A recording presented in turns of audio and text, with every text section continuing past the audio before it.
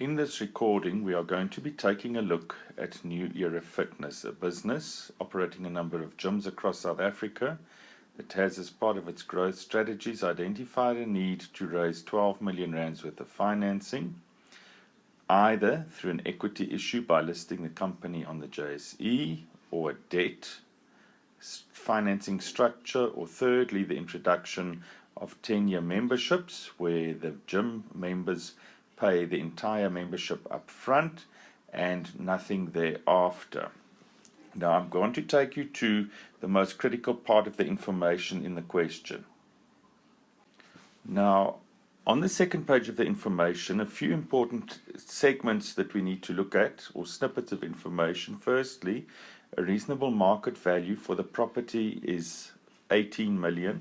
It is only being carried at a value of 14 million, and so one would need to revalue this property. What is important is, although for the listing one is going to present the financial statements at values which are as fair and realistic as possible, this 4 million revaluation surplus, ignoring any deferred tax implications, cannot assist in measuring the 50 million equity value.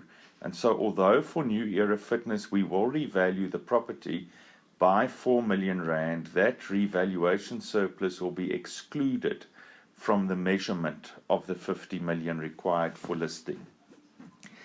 Then you are given the fact that the directors own 90% of the shares. That means they are not going to be considered to be public, and therefore currently only 10% of the shares are held by members of the public. The PE multiple for similar companies listed on the JSE is currently 20, and a dividend yield is 2%. And that is the information we're going to use for our valuation. Barring that the tax rate is 40%, there is a very important paragraph that I have gone and boxed for you, and that is that the directors are convinced that the new health complexes will realize the same operating profit before interest and tax on capital employed. Now remember, capital employed is total assets minus current liabilities, but that return will be exactly the same as the existing gyms do. Now, what is the impact thereof on value? If we are not going to generate a higher or lower return than previously, then the market price or fair value of these shares will not change. And because of that, the solution is going to take a very interesting approach in valuing these shares. So please take note very, very carefully that there is going to be a twist here, but it relates to this paragraph. There are two requireds. I am going to place the most emphasis on required A, which is how to set up a listing scheme. But in the required, please note that they tell you to do a share split and to split every share that exists currently into 50 shares. Now you will see, if we move down here to the annexure, that you are given a statement of profit and loss, and please remember there that the profit before tax is given as 15.66 million, and that complies with the requirement to list of 15 million pre-tax. You then will see that at the start of 20X3 there was a positive retained earnings, and so a profit history does exist. Please remember, if the PI score here would indicate that no audit was needed, you can include in your listing scheme that the company then would have to have had the 3 most recent years' financial statements audited. But then what is important is the equity and liabilities here. The total equity value currently is 45.3 million. Any revaluation surplus would need to be ignored, and so the only revaluation surplus is the one that will arise on revaluing the properties, which is 4 million rand, and that will be excluded from measuring the 50 million. There are only 600,000 shares in issue, and so the share split to 50 shares per original share then explains why that is necessary. Right, now moving over to the solution, there are a few critical issues for this scheme. Number one, as the company is currently a private company, the company would firstly need to be converted to a public interest company in order to apply for a listing. Then, as I said, although we're going to ignore the 4 million revaluation surplus for listing requirements, we are going to include the revaluation of the company's assets in the scheme, as this results in more realistic figures in the statements of financial position. Right.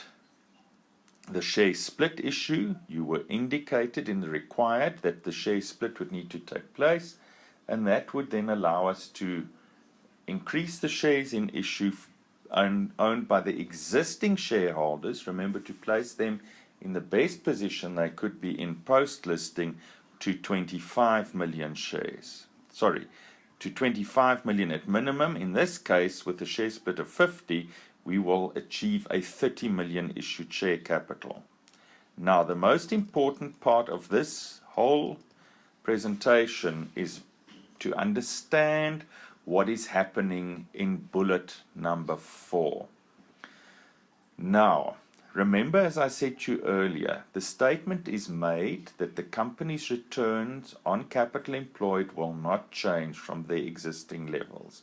And because of that, it is crucial that you see that you may in fact go in this scenario only and value the shares based on the existing operations and their returns. Right, if we do that, we can take the most recent earnings figure and the most recent dividend and apply the dividend yield given and the average PE multiple given to value the company. Now, I don't have a problem if you went and adjusted, for instance, the PE to a little bit lower than 20, or that you upped the dividend yield slightly and applied that. That would then obviously result in a slightly different valuation. But for you to understand the values that have been given here, when we value the earnings per share at a PE multiple of 20, we get a value of 6.26 Rand, and when we value the dividends at a dividend yield of round about 2%, it gives us a value of 5.73 Rand. And so the question applies a prudent approach, which is to say, right, well, let's take the lower end of that range, the 5.73 Rand, and apply a discount to that of, say, 20% in valuing or trying to determine the minimum value that these shares could be issued at. Now, if that is the case, then to raise 12 million Rand, we will need to issue at minimum 2.620 million shares. Now, this is where your approach that you probably would have taken actually starts, but the solution here is using it as a reasonability check. Now, there is nothing wrong with following the approach here in doing the valuation itself. You do not need to follow the approach given initially under paragraph 4. And that means that you could have gone and valued using, and I just want to shift it up again to there, remember, the same return on capital employed, pre-finance charges and tax. So we need to take the operating profit currently and divide it by the capital employed is total assets minus current liabilities, or alternatively, equity plus long-term liabilities, and the 4 million adjustment there is the revaluation. Now, moving down onto the next page then, you will see there that if we apply that percentage to the 12 million invested, we get a 3.578 million rands worth of operating profit, that is pre-tax and pre-finance charges. If we are focusing on the equity issue here, there would be no finance costs involved, and so we only need to deduct the 40% tax expense from that. We then bring in our current earnings, and they say in the information that both earnings, both the new and existing earnings need to be adjusted by a 15% growth rate, giving us then a future EPS at the end of year 1 of 13.274 million, divided then by the share split number of shares, the 30 million, plus the 2.6 million that were suggested to be issued to raise the 12 million rand, gives you a 40.69 cent earnings or a 15.07 cents dividend. Right. This is then applied, and actually that above on that page is the start of the reasonability test, because you've actually gone already and valued those shares.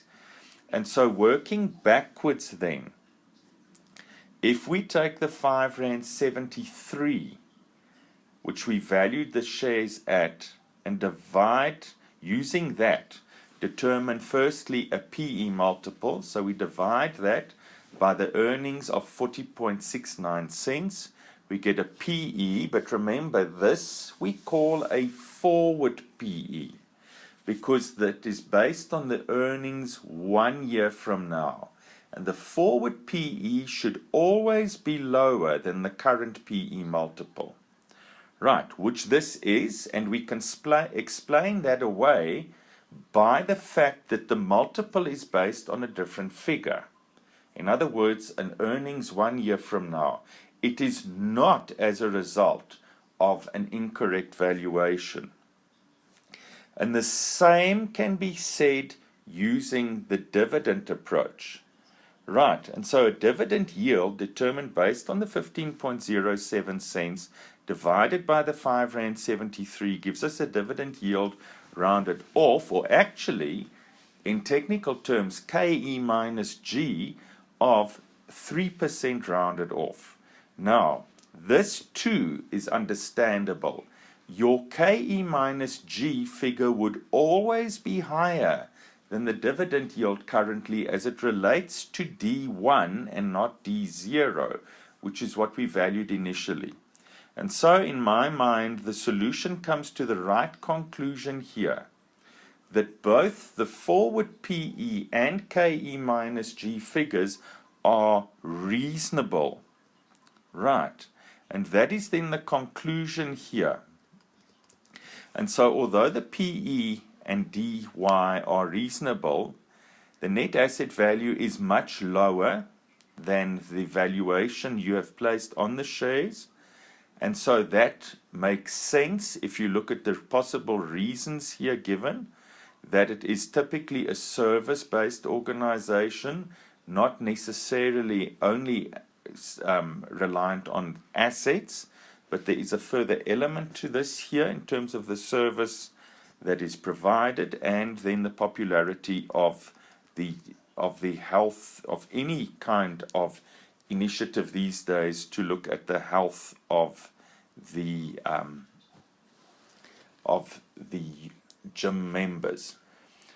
Right, what is very, very important is that given that we only have a 10% public shareholding, these 2.6 million shares would need to be issued to the public. None can be taken up by non-public members, and that you probably would, in addition to that, need to encourage the directors to sell some of their shares through an offer for sale. And so initially the offer for sale would happen with an issue to the public taking place immediately after that by the company.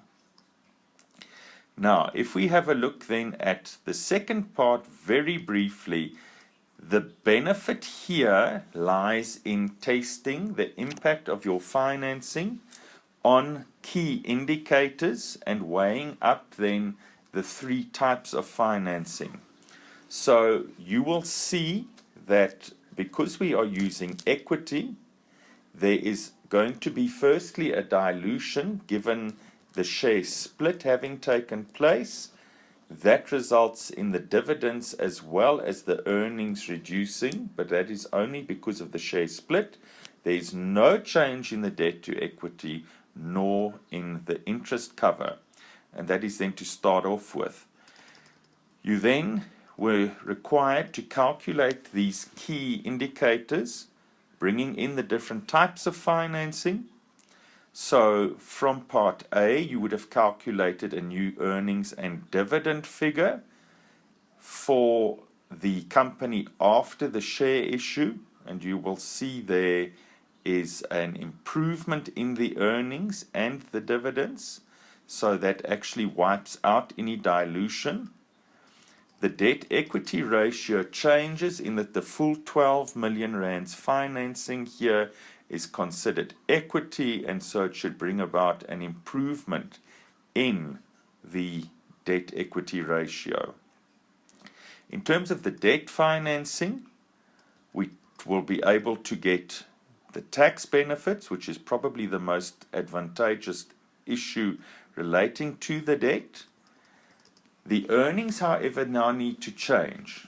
Firstly, as we are not going to increase the number of shares here, we need to divide the new earnings by the original number of shares, the 30 million after the share split, but we need to reduce our earnings figure here by the finance charges, which would be 17% interest on 12 million rand after tax of 40% gives you an earnings per share of 40,17%, or cents rather, sorry. The finance cost cover, you need to bring the profit resulting from the new operations pre-tax in and grow that for a year, and to then go, remember, because we need to compare what the projected figures at the end of year one will be, divide that by the existing finance costs plus the new finance costs, the 12 million times 17% after tax. The debt equity weakens because the entire 12 million here is then going to be debt financing. And then the last issue, and that is with selling long-term memberships. Now, the most critical issue here is that although the ratios that one could calculate here would not actually indicate any increase in the debt equity, because this is really off-balance sheet financing. The biggest downside to this last kind of funding is that you need to, on an ongoing basis, get members in, as these new members will need to provide cash to fund the operations of the gym company. All of the 12 million rand which needs to be sourced will come from members joining up now, but that entire amount will be used on capex or capital expenditure, and so none will be available to maintain the operations of the gym, and that here is the biggest risk which could cause the gym venture to become unsustainable given a lack of liquidity going forward.